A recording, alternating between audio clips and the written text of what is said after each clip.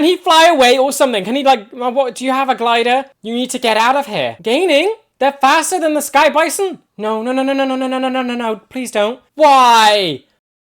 What is going on, guys? Welcome back to the channel. My name is Ben, and today I'll be reacting to The Legend of Korra Season 1, Episode 10. Now, we are getting so close to the final, and I'm loving everything that they're doing to build up to it. Like the last episode, we finally got more on, I guess, Tarlok, and just that giant reveal of what's going on with him.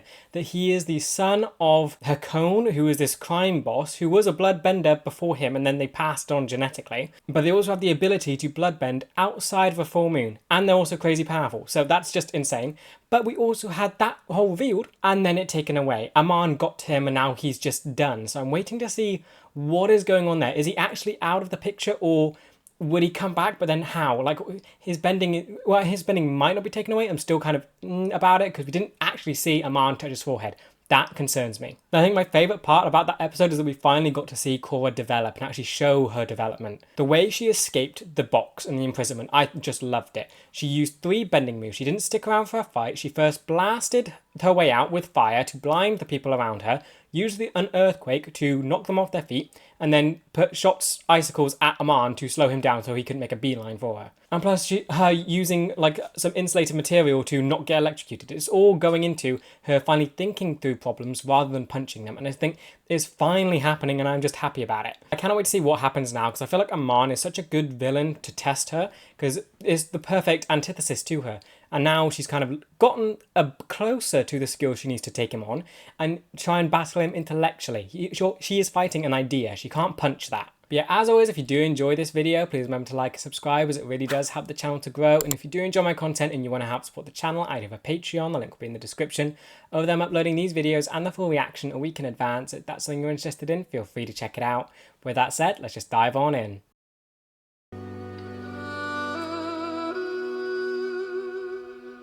I love how somber this intro feels, because she did lose drastically and she got out of it barely, so it carries the weight of that action. And then this, yeah, okay. Because, like, is Mako even trying to hide his feelings for Korra at the minute? Oh. Daddy, you're home. Oh, this is like immediately after, okay. I'm sorry you were scared, but everything is going to be fine now, I promise. Oh, I love Tenzin, like, he's such a good, like, father. But I need to know everything that happened. Tarlok isn't who he says he is. They know this bit. He's Yakone's son. Oh, I know, they don't know that bit, but they know about the bloodbender. That's how Tarlok was able to bloodbend us without a full moon. But how did you escape? She used her brain, it was great. And took his bending. What? Yeah, he showed up out of nowhere. Yeah, but it takes care of one problem then. Taking out a councilman, almost capturing the Avatar. I fear Aang is entering his endgame. Oh, yeah, that is a very good point. So what could he be planning then next? Endgame, it's Korra, that's his endgame. The baby is just kicking really hard is all. Are you sure? Should I get Tenzin? No reason to worry him. It's nothing. Don't know, it would coincide pretty well with the season final if she gave birth soon. Firebender. Boil it yourself. I'm gonna step out in case you two want to talk. Face. Oh, Mako, you can't be this oblivious. You have feelings for her, don't you? What? She was taken by a crazy bloodbender. Is he? How did you I need to understand where he's come from. Is he just blatantly lying to her purposefully, or does he even realize he has feelings? Yes, because I don't know what you're talking about. The kiss, Mako. I know. Yeah, blatantly lying. Bolin told you, didn't he? Don't blame your brother for what you did. Finally, thank you. Can we deal with our relationship problems later? Well, there might not be any relationship to worry about later. On Asami's side, Mako just seems like an idiot with how he's going about all of this. Lin, I need to ask you a favor, but I know it could be a potentially awkward situation. He's just making it more awkward. Will you stay here and watch over Pema and the children while I meet with the council? Oh. I want to be sure my family is in safe hands. And he completely trusts her. I didn't realize you two were out here. Pema, yes. Right, what does Pama think of Lin? That would be something. What does she think? I could use the extra pair of hands. Would you mind giving him a bath? He's filthy. Okay, yeah, they seem to get on okay. Not what I signed on for! Thank you, Lin. Oogie, yip yip. Yep, get out of it before she can change her mind. I gotta poo. Lovely. Really bad. Great, okay. Have fun with that. Oh, dear. Don't wait up for me. This council session will probably go late into the night. The door, dear. Suspicious music. Aang getting emboldened. I didn't call an exterminator. Great. They're going after the council people. They're going after all of them. So, oh, wait. So maybe Aman wasn't just going after Tarlok because of the bloodbending. He was going after him just because he was the councilman. But then how on earth did he find him out there? Tenzin. You dare. No, you dare. Tenzin. Get it. Come on, Tenzin. You can sense it. You can sense them. Oh, the beard! It sensed things! The hair on, like, airbenders really is sensitive to, like, fluctuations, isn't it? Tenzin. You better get away. I don't even want the chance of Tenzin losing his bending. Yes, a giant tornado. If only Aang just did this from time to time. Amazing. Good. Now get away. The other council members, are they all right? No. I'm afraid not. How many? Received a call from Chief Saikon. They've all been captured. All of them. Great. The leadership of Republic City is in your hands now. Oh, wow. Okay, wow. So it all comes down to him. You don't... Oh, dear. And explosions. Okay, here comes the war. Wait, is it them? Are they bombing the city? It is a tragic day indeed. Okay. Don't need to spell it out. All right, kids, time to go inside. Hopefully Airbender Island can be a bit ignored right now. Republic City is under attack. Okay. So Aman's going to depower the entire council. That's great. I mean, yes, would he reinstate them as council people? Maybe, no, that would probably make them hate him and non-benders even more. I've dreamed of this day for so long. Actually seeing them side by side. Time has come for the Equalists to claim Republic City as their own. Wait, they're claiming now? This really is the end game. They dare touch Aang's statue. That could be a big point. Avatar, Airbender, all of their stuff. They touch Aang's statue, I will be livid. Where did you say you parked the car? It's right around here somewhere. There it is. That's not parking. You guys got arrested and left me alone with the car. I made it very clear I don't know how to drive. Yeah, true. How are we gonna pay for all these parking tickets? Then, yeah. Relax. The city's under attack. The police have more important things to worry about. And plus, you know Lin. Maybe she, I don't know, she'd probably try and enforce it more. Why don't you sit in back? With Korra. Huh? I think I will. Oh, he's such an idiot. If he wants to fight for the relationship, sit in that seat to show that you don't have feelings for Korra. All right. Yeah. Everything's terrific. Now he's just gonna alienate both of them. Air Unit 7 was just taken out by an Equalist airship. They've crashed into the harbor. Oh! All river rescue ships have been sabotaged. What? Dear, so this is very well planned. Wow. Aman has launched simultaneous attacks across the boroughs. The police are trying to regain control, but we're spread too thin. They're gonna lose. They're gonna lose so badly. They're not prepared to deal with Aman at all. Councilman. The General of the United Forces. Who's that? We have a military? I would assume, yeah, it makes sense. What's it? Oh, great. Gas. Your wire has been sent. Chief, the phone lines just went dead. Where is this? Is this... Great, it's where you are. Are they still coming for him, or are they just going for the Chief of Police? I really hope they're not going for Tenzin. I want Tenzin to be safe, but I feel like he's gonna be on their list. Okay, good. You can close it with metal. But the door! We need to evacuate immediately. Airbend it! Everyone stay close to me. Yes, because he can... And he can airbend them shelter. Okay, good. His bending is so impressive. It's like cool to see an adult because of course Aang was a master, but it's like cool seeing this sort of power. Because Aang probably could do this, but it looks effortless for... Not these mecha tanks again. Tenzin lost to these things before. Hey, good giant magnets for the metal benders. Oh, whoa, that's strong. Air versus magnetic force. Of course, yeah, but it's impressive that you have managed to hold him for like that long. And they're just picking them up. And they're going after you. Can he fly away or something? Can he like, what, do you have a glider? You need to get out of here. No! Okay, he's conscious. Do not get captured. Icon, no. Okay, but you think of yourself. You gotta get away. That's on the Republic ones and it's going down. You need to get up and get away. Oh, this is insane. I'm surprised no one's come for him yet. No, no, get back up. Fake it. Get back up. He's not faking it. Come on. Oh, you're here. You can save them. Thank you. Okay, use the car. That seems to work. What you need is just giant stuff to take him down. Throw a giant boulder at it and it's gonna fail. Oh, dear. That's impressive. Lightning. Oh, that's incredible. You can just lightning bends. Okay, can he do that to all of them? Ooh! Awesome! Again, she's using her head to take it down. Oh, thank you, Korra. No! Thank you. Go on, Asami. Yes. Come on. Yeah, there's still more tanks. She's taking them all on! Wow! No. Oh. Okay, love this. Because I've got to remember, these are just regular people that have been trained for, like, who knows, for not that long. Asami's probably been training since her mum died, which has been a while ago. Excellent.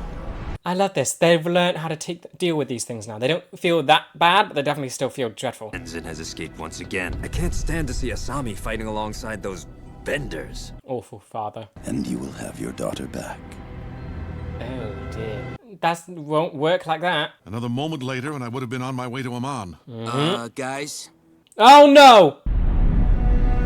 Lin? Oh no. Yep, children. What pregnant wife who's probably gonna give birth soon, considering that was not a kick before. Wait, so why are they going here? Why? Is it just would they know Lin was here? I feel like they only think that there's just a few airbenders here. Is it really that personal that you're gonna try and capture the? Are they going after children? Because the mum certainly isn't an airbender. Are they going after children here? You lot better be able to do something. Like, I hope that they just know that Lin's here. I hope that's who they're after. Yeah, Pull it great. together, Pema. Didn't I just say remain calm? Oh dear, you. The baby's coming! Great. So much to worry about now. Okay, you ready to fight? You can do something. That's good. The White Lotus were like elite. How are you? Better be. They're not going to be as good as the old people from like Avatar, are they? I love this like conflict for Lin because she's defending her ex-lover's family. Okay, 2 down. Is that annoying one? Is that annoying like second in command? Okay, good. It's so cool seeing the shift between metal bending and earth bending. No! Come on. Keep going. Don't. Stay away from my dad's ex-girlfriend. Oh! Excellent! I can't quite remember your name, but awesome. They're all coming to fight. Off our island! They wouldn't know how to fight airbenders. This is perfect. Yeah, but Tenzin, maybe. Taste my fury! Okay, lovely. I mean, he kind of is the most creative one here. Yep, great. There's no way they can prepare for the children. They're so different. He's loving this, isn't he? Nice work, kids. Dad! And they're here. Okay, everyone's here. Good. I can relax. Oh, thank goodness you're all right. We caught the bad guys. You let them fight? She didn't let them. I would have been toast if it weren't for your kids. You should be proud. Yeah. You taught them well. Oh. Go on. Be with your wife. Yes, because that's currently happening now. So, okay, this was a very tense thing. Oh, phew, it's happened. I'm here, Pema. Our new son. Oh. I wonder if he'll be an airbender or like his mum. Because that's what she was hoping for. A brother? Well, it's about time. Welcome. I'm Iki, and this is Denora and Mila. Iki, Denora, Miko. Gotta remember those names now. We already chose a name. Rohan. Rohan. Aww. Okay. I wouldn't mind if this feels like almost an ending. This is a really sweet ending compared to the war that's going on. More airships are coming. What? Great. Everything's not gonna be fine. Is it, Dad? What are they going at on this island? Are they seriously trying to take the children? Because it's Tenzin, he was going to the council chamber. It would be part of the plan, unless it's like plan B, C, whatever. Are they going after Tenzin's family just to get to Tenzin? Would they take away, like, children's bending? That feels a bit extreme. If Amon got his hands on my children, I hate to even think of it. Yes, thank you. Then I'm going with you. But No arguments. Yeah, don't argue with her. Family are the last airbenders. There's no way in the world I'm letting Amon take your bending away. Amazing. I love how much she, like, cares for them, even though, like, their past and history. hide for the time being. I'm not giving up. I've sent word to the United Forces. They will be here soon, and once my family is safe, I will return. Okay, good. What you're saying is we need to be patient. Yes, please, come on. You're so close to, like, this. She's learning, she's developing, come on. Be smart about all of this. Oogie, yip. Okay, at least they'll be safe. So they're just going, I'd assume, to an air temple somewhere. That's fine. They'll be safe. Amon wants... They're following them? They can't... can they... No, they're slower. They've got to be slower, right? Okay, but then you gotta deal with ones that just want to come here. And what are they after now? The airbenders are gone. Is it... it's gonna be Korra, isn't it? That's like the big endgame thing. Is there really enough, like, divide within the city that Amon can take away the Avatar's bending? If he does that, I'd assume the other nations would be after him then. It's not like he would need to make people all over the world dislike her, not just Republic City. Mustache guy! Oh yeah, Mustache Man, okay. He is second in command. Can you do something with this guy? Because he is impotent. Thank you. You're annoyingly good at what you do. Oh, air bubble, yes. It's just these little things from, like, The Last Airbender they keep bringing back, like the moves. That's Katara's move, and that's awesome. They're gaining on us! Gaining? They're faster than the Sky Bison? Nets? Oh, phew, I'm glad that she can use that to cut as well as everything else she does with it. What are you doing? Why'd you grab it? Whatever happens to me, don't turn back. Don't be stupid. No. Lin, what are you doing? Oh, great. She's going. Oh, dear. I love you so much. Why? She's gonna go take these down. These are all made of metal, right? She can just bend this airship and destroy it. This is gonna be epic. What's she gonna do? Oh, whoa. If only you were there when Ozai was doing his whole thing with the airships. You would have made short work of everything. I love how creative her bending is. It's so awesome. Using it to jump. Come on, destroy them. Destroy them. No, no, no! Seriously? Oh, come on. You were so close. But it worked. Okay, they're leaving you alone. That lady is my hero. Yes. She is. Oh, and he agrees. So it's clear that Tenzin does still love her, but he has to, like, continue the Airbender legacy and that sort of stuff. Korra, we should get moving. Okay, be patient, be quiet, be calm. Of course, that whole thing. And she's going to stick around. I'm surprised that she sticks with the group, because she isn't really close with any of them at the minute. Maybe she can be closer with Bolin, because I think she doesn't like Mako and Korra at the minute. All that she has left is to try and be friends with Bolin. Tell me where the Avatar is, and I'll let you keep your bending. I won't tell you anything, you monster. Don't you dare. Don't you dare. No, no, no, no, no, no, no, no, no, no, no, no. Please don't. Oh. Oh. Why? That is so painful to watch. Like the sounds. It's like it's like a sense leaving her. How do you want to respond? Tell her we will be arriving in 3 days' time. And that I look forward to winning back Republic City. Zuko! As you wish, General Iroh. General Iroh, you wouldn't... What? And they have an army. Okay, so what? That's, what? I'm getting chills. That is awesome. That is hopeful. That is good, but still, the LIN thing, that's so... Okay. Okay, again, yet another crazy episode. So this is definitely the full-scale war. This is it. This is happening. This is the end game. This is... Stuff is going on now. Amon is stepped up, he's already taken out most of the city council. Tarlok gone, the other 3 members gone. Tenzin is the last one left. If he comes back, he holds authority for the city. That is insane. So he's technically president currently, I guess? Or like the only person of Congress. He is Congress now. But yeah, that ending is just shocking. So first off, I love how they played with the tone of everything there. How the LIN losing her bending, not happy about that, but yes, it was done beautifully and just how somber it is. Because it's metal bending, earth bending. It's because like we know her mother. It's a nightmare if Toph lost her bending. It's her sight. It's her way of seeing things. It's the way she views the world through it. I imagine LIN is kind of close to that, considering she knows her mum. So that must be like something there. And I just love how the minute the bending was taken from her, it all went silent. And like the scene itself, the rain, everything was done so well. It was like a sense, such a big part of her leaving.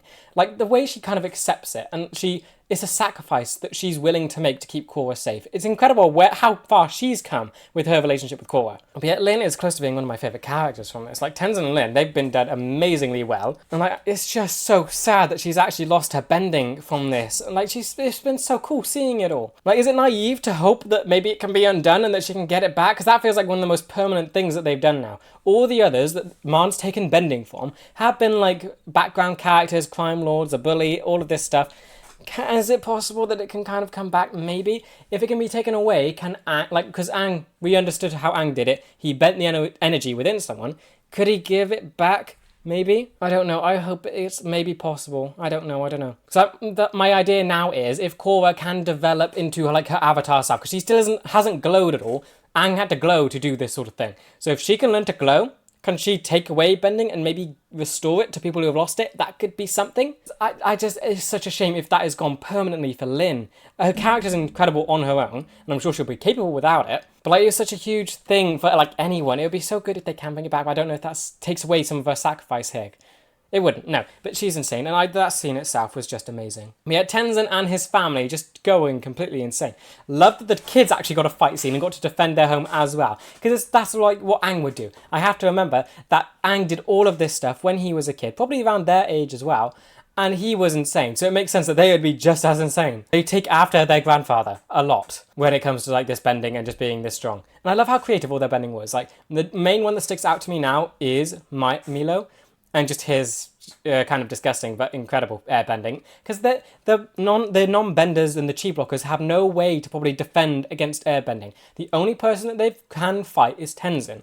He fights in a specific way. That they can learn against. They can't learn against other airbenders. Because there must be a lot of variety among any bender. No one bender is going to bend exactly the same way. And airbending would become the most difficult to fight against since there's very few of them that they can practice against. Yeah, glad they're safe now. Glad that they've flown away and that Lin did save them. But yes, they are safe. Airbending is safe, so they have gone. But Tenzin will come back when he knows that his family is safe. But yeah, then other side of the ending is that we have Zuko coming back, I guess. It's the same voice actor. It's Dante Basco returning for what I would assume as a relative for Zuko. If he's called Iroh, he's going to be related. So, maybe like how it would probably be... They look kind of young, younger than Tenzin and Lin, so maybe the grandson of Zuko. That would be insane. So we're seeing another sort of descendant from the original crew. That is awesome. And he is now like the leader of a military. So it's just going to be so cool to hear his voice again in like this setting. So I wonder what this character is going to be like.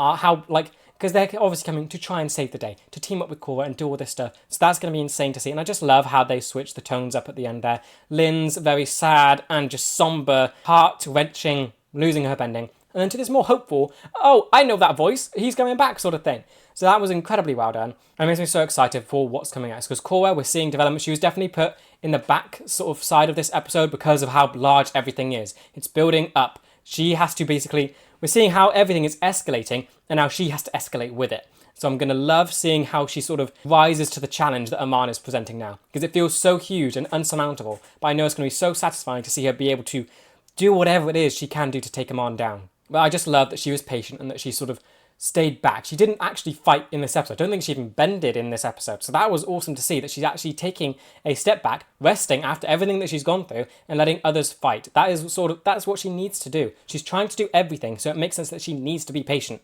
And I'm so glad that she is actually learning. Then we have the whole Mako and Asami thing, and Mako is just a big idiot enjoying this whole, like, his relationship stuff. Is he this dense to understand any of it? I am so glad that Asami did sort of tell him about the whole kiss thing, and like, I feel like not enough was done with that. I feel like even Mako still tried to blame his brother on it. He didn't try and apologise at all for it. I mean, the most logical thing would be to blame Korra, but he blamed Bolin. Why? Yeah, it's going to be interesting to see how that resolves itself, and just the dynamic within the group. It feels like it's tossing it up a lot, and because the connection, of course, you have Bolin and Mako, who are brothers. Nothing's going to come between that. Korra is connected to both of them because they've known them for a while, and she does feel like a cemented friend to both of them. Asami was Mako's girlfriend. And I say was because I don't think that's going to last much longer now. Mako would have to do something insane to fix that. And plus it just feels like he's going to Korra anyway. Now Asami kind of feels isolated within the group.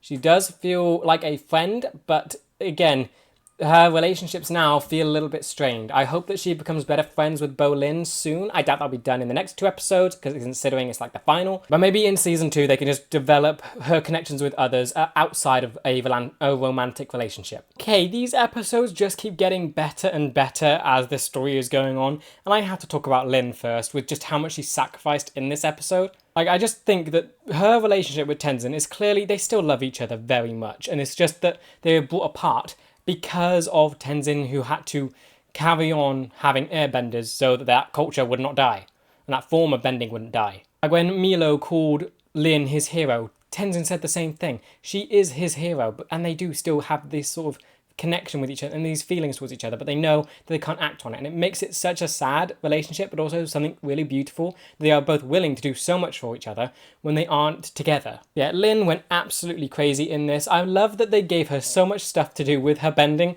right before actually taking it away. It really just goes to show how much you can just fall in love with this form and just switching between earth and metal, doing all of this stuff all at once.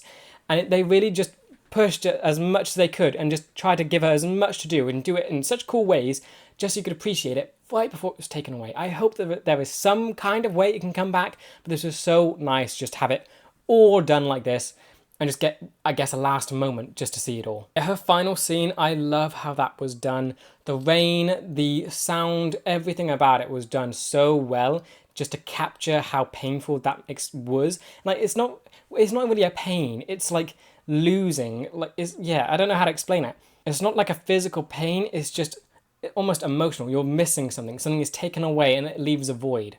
Like, I can only imagine what would happen if Toph lost her bending, like having her sight just removed and the way she views the world removed. If a similar thing is happening with Lin, with how connected she is with the earth, being able to see things like her mum did, but of course she still has vision. But the way it's done it, where she was willing to give it up, I've got to give her credit, because she didn't go out screaming or crying. She was in full control, and she would kind of let them do it in a way. It was still her moment. It wasn't Aman's, and that was just insane to me. Like, she closed her eyes, let it happen, she didn't resist, and just the way they did it, the sound going as the bending went, it was just so sad, and like the rain, the slow motion, they captured it so beautifully, even though it's such an awful thing to happen. Yeah, then Tenzin and his family, I'm so happy that they are safe, but I do worry now, because Tenzin is going to come back. When his family is safe, I'm assuming they're going to an Air Nation temple. They're going to be safe, but Tenzin's going to come back. He's going to fight. And if they've taken away Lin's bending, it feels like anyone's bending could be taken. That would be very, very bad. And I feel like that Lin's loss here kind of opens the door for it. And if Tenzin's coming back, he could lose it.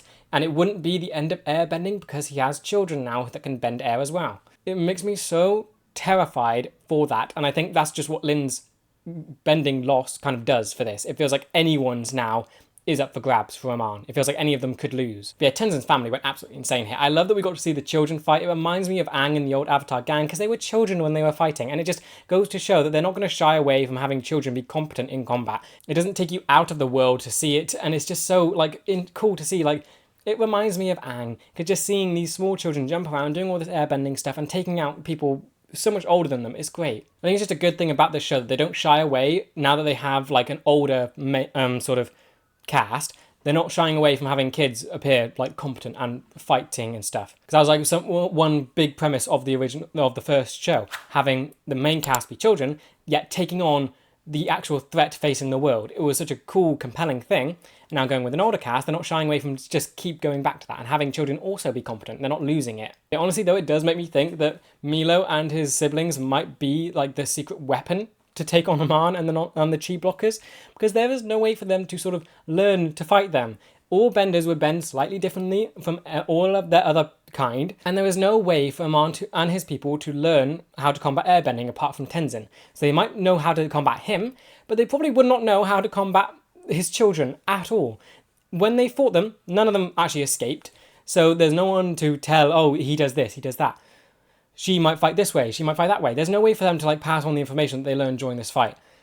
They could easily go and take down Aman because he has no way to sort of combat it. Or maybe it's just airbending in general. Maybe that is something that Korra can then like take from this. They have no way, the chi blockers and stuff have no way to combat airbending at all because there are so few people that can use it. Maybe it's either the children that can take down Aman or Korra learning, it's probably going to be Korra learning airbending. That's obviously what's going to happen because that's what the show's building to.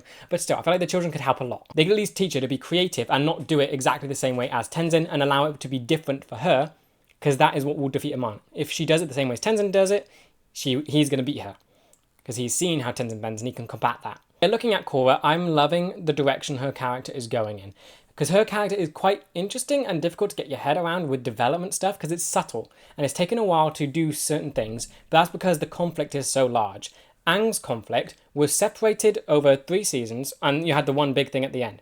And it had so many episodes in between that the development almost was smaller, but I guess more obvious. Hers is the idea that she is always so strong-headed and so stubborn that she has to fail constantly to let the lesson sink in for her, and that takes time. I'm just loving that in this episode she did take a back seat, that she wasn't the main focus of it, and she actually has to choose to be patient and actually let others fight in her place, because she is still weak. She has gone through an ordeal with the whole Tarlock thing. She barely escaped with her life and her bending. So she needs to rest. If she were to fight now, she would lose because she is not prepared. So I'm just like that this pushed her back a bit and let others do stuff and let her just let them fight. It's just powerful in the sense that she's doing this and actually putting herself in the back position, because she is not like that. It goes against everything that she is. And to me, it's just quite satisfying how her development is going. I think originally I thought it wasn't happening fast enough, but now seeing this and seeing these 2 episodes from her escape from Oman to this, it makes a lot of sense how her development is going now. Going from brash, arrogant, trying to punch away her problems, to sort of taking a back seat. It all works quite well with the large-scale conflict that's going on, because it's not just her, because she is barely the Avatar yet. She hasn't even glowed yet. So Aman's threat isn't really her. His threat is everyone else, and he's going after everyone else. You have so many more people involved rather than just Aang being the centre of it all. Because the world has gotten so much bigger, they don't really, the need for the Avatar has gotten less. So she's in a much different position than Aang in comparing the 2 stories.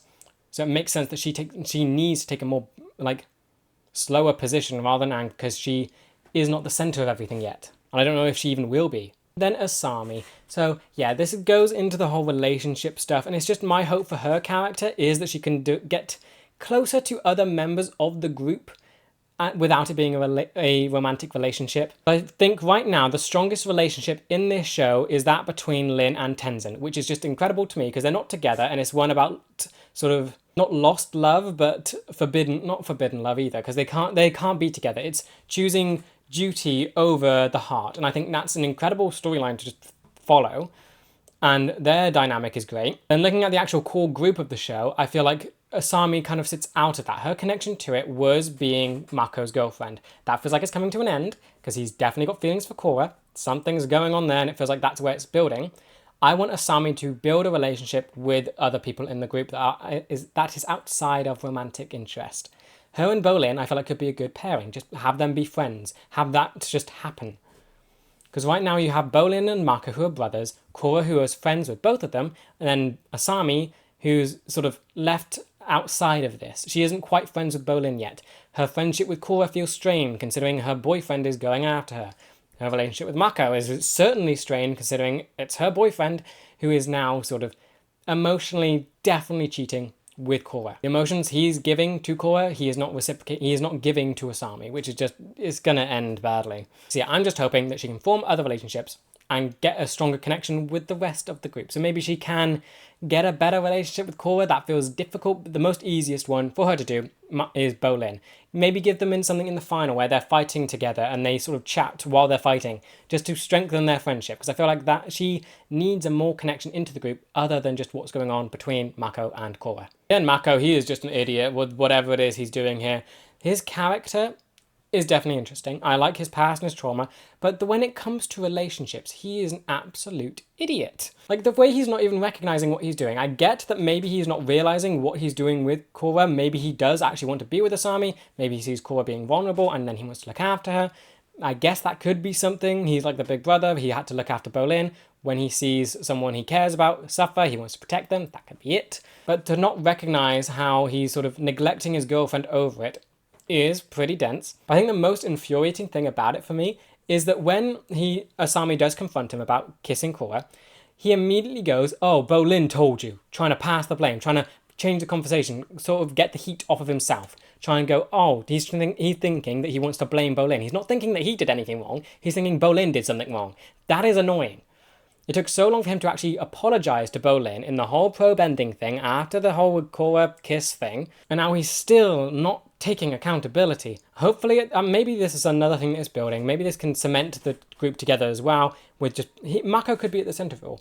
All he needs to do is apologise to both Bolin and Asami over all of this stuff, and that could get them on a better relationship. That could be what brings the group closer. But it's something so infuriating for me, and I would love it if they do actually use it, and it's not just his character trait. Maybe it's something he can just change and he can actually recognize in himself. That would be great. Yeah, right now it's just infuriating seeing it because he's still just not owning up to what he did. Yeah, still definitely waiting for both Mako and Bolin to have a more prominent reason for them being in this fight, because I still feel like their connection is quite weak. Thinking about it more after the last episode, their connection probably is the fact that Amon took away pro bending. That's their biggest thing. That's what that defined them. It's their competition. It was their livelihood. It was their job. It's their passion. Amon taking it away makes them angry, and they now want to take him down for what he took from them. It feels the least important out of all the other ones that are fighting. You have Tenzin, who is law enforcement, trying to protect his family from the person who could take away all their bending, taking away his culture, all of this stuff, very important. Lin now has a huge reason to fight because he took away her bending, plus she has connections with Tenzin and the whole airbending stuff. She's not going to let Amon do that. Korra, being the Avatar, needs to be there, so maybe her connection is more So maybe her connection is more out of obligation rather than actually wanting to fight as a need to prove herself, to live up to Aang's legacy. So that is something, and it's something to get behind. Asami's definitely strong with her father being partners basically with Amon, with how close they seem to be on the airship. Then Mako and Bolin, I feel like just give a scene to why they're fighting so much, because I can only assume that it's the pro-bending thing. So that could easily be put into Korra's camp as well. But I feel like they need something stronger to be why they're fighting, because it's still not doing that. They definitely feel in the background compared to Korra and now Asami. And they're both really fun characters that can relate to a lot of the conflict going on with how their family was lost to a firebender and this whole non-bender, bender conflict. So they could relate a lot to it. But I feel like having it just be pro-bender is quite weak in comparison to everything else going on. So I'm hoping that they get something, or just another scene, something to explain why they're fighting and just to give passion to why they're fighting. Yeah, then Amon, he is just gone full out here. It's the end game he's in. His war is happening. He's bombing the city, attacking it. Not sure what the bombs are meant to do. Like, how can he target benders versus non-benders? They all live in the same city. Like, I can only assume that maybe every single non-bender in the city has now joined him and maybe on the airship and safe. And maybe all that's left on the streets are benders, so that could be something. But he's definitely stepped over from being a maybe anti-hero to full-on villain, because he, of course, took Lin's men's bending when they didn't really do anything wrong. They were just imprisoned. And now he's taking Lin's bending. So he's definitely villainous. He's taken out the rest of the council people, so I'm assuming that they've lost their bending too. So he's winning currently. All that's left is Tenzin, who's had to leave the city, and Korra, who's now there and in hiding. Technically, she's waiting. So right now, Amon has free reign over the city. He can basically declare himself the victor. The leader's gone. Korra's in hiding, which he can just say. She can't actually come out and face him yet because she's still not strong enough and she doesn't have a plan yet. She has to wait for this newcomer. So he could declare himself the winner. And that is terrifying to think about, because we still know barely anything about him. And that's what's insane to me. With Ozai, he was a villain that didn't need development. He was just a monster, but you got to know a lot about him through his children. Amon you know nothing about, and he's already just so insane. What we know about him is the mask and his ability. That's it. And just the way he's able to appeal to people and their sense of need, their sort of struggles in their life. He is a politician. You don't actually know what's actually going on there. We've gotten a little bit about him and saying his face was scarred by firebenders and his family were took from him by benders. That's basically it, and that's the story he uses to get non-benders to his side. Like, we have no idea if that's even true. We know nothing about him or his past, and it's just incredible that he has become such an amazing villain so far without any information about him. We're just getting to see his actions and just how well he's doing at it all. He's basically won at this point, which is just so insane to think about. Because I feel like Korra definitely needs to do something, and I'm trying to figure out what she can do, because he is an idea at this point. If Korra takes him down and just punches him out and maybe like locks him up, she's going to make herself an enemy to every single non-bender in the city. That can't work. All of his supporters would still side with him. You have to try and combat the idea and have his supporters leave him willingly. Korra definitely isn't there yet, and it's insane that Amon has set the bar so high for her. He feels like actually an incredible challenge to deal with. With Ozai versus Aang, it was all about power and ability. That was it. Aang had to beat him in a fight, and it was beautiful, it was captivating, and it felt satisfying during the conclusion. And it felt sort of, you could see Aang doing it. Here, Korra still hasn't gotten there yet, and I'm waiting for her to get that epiphany where she can figure out how to take him down. I feel like that moment where she can try and think of the solution is going to be so satisfying. Yeah, right now, Amon just feels unstoppable, and I love this idea of this villain. Because Ozai, always you felt like you can just put up a fight against him and hope for the end. You cannot fight Amon. Even if you take him down, you've got to deal with everything he represents. I just love how much different he does feel to Ozai, and just how fresh this new way of looking at this world feels. Having this new villain here and this new ideological threat compared to Ozai's threat. Like, this guy's actually won. Ozai didn't win. This guy's actually basically won here. As for what's next, this ending has left me so excited. Obviously, Dante Basco is coming back. Zuko voice. Obviously not Zuko, actually. But General Iroh of the United Military. That is insane. So he's obviously from Zuko in that lineage to be called Iroh. And it's insane that, like, that got passed down. Because I'd assume grandchild of Zuko. Zuko's older than the rest of the crew anyway. And of course, it feel like the gap between them will be very large. So I'd assume grandchild, but it's quite nice that, like, his grandchild got called Iroh in just memory of it. I would assume maybe Zuko would name his child after Iroh, but his grandchild is just, it's really nice. But it's going to be incredible to see what kind of effect this has, because he's obviously royalty of the Fire Nation then. Zuko was royalty, unless he, like, stepped down or something happened. This guy would be royalty, and he's leading a united military. So that must be with all the nations. So we're finally getting the more world side of everything being brought in. That's what excites me. Because so far, Amon has basically posed a threat to the entire city. But of course, word would spread. Other nations would start fearing the guy that is able to take away bending. They're going to want to try and help and fight. So we're now going from just looking at the city and this, like, story being very self-contained within the city to going to the world of Avatar. And it feels like it's all opening up now with this arrival. That's what I'm assuming the military is, a united force for all the nations to use. That is what I would think this is. United military, with the descendant of Zuko being the leader of it. So this is now opening the floodgates to such a wider story involving the entire world. Because Amon said that he's going to go after the entire world and reshape it. So now everything is going on, and it's just going to start going nuts. Because he's basically won Republic City, so the next 2 episodes could be going into his plan to conquer the entire world and just cleanse bending entirely. Also, I will say another line did interest me in just when he took away LIN's bending, he did offer her the chance to keep it if she ratted out Korra. Again, that is interesting to me because Amon is just an incredible villain. In just the sense that he would let someone keep their bending over with requirements. Like, is there any other reason why someone could keep their bending? Because, like, his villainy is so, like, interesting. It's like, it's antagonist. Maybe not full villain. He's taken away the bending of Lin's troop, and that was, like, the big evil moment. Did he give them option to keep their bending? Like, what happened there? If Lin did rat out Korra, would he have actually let her keep her bending, or would it just been a trick? I don't know what kind of villain he is from that line alone. He's definitely a great villain, but, like, is his goal, does he believe it's morally righteous what he's doing? Is there a way to reason with him? Would he have spared her bending? Is there, like, situations where he would leave people with their bending? Like, if he does just become full-on villain and wants to cleanse everyone's bending, no one would be safe, and that no requirement could save them. But yet he gave Lin a requirement to save it. So that means he isn't full-on villainous. It's just so interesting, and I can't wait to get this explored more, because we've got to learn more about him soon. Eventually the mask has to come off, and that's going to be an insane moment. Yeah, overall, this episode was really great. I love just how it levels up the stakes and the world building as well. It makes everything feel much more bigger and more intimidating. It feels like Amon's basically won here, of course.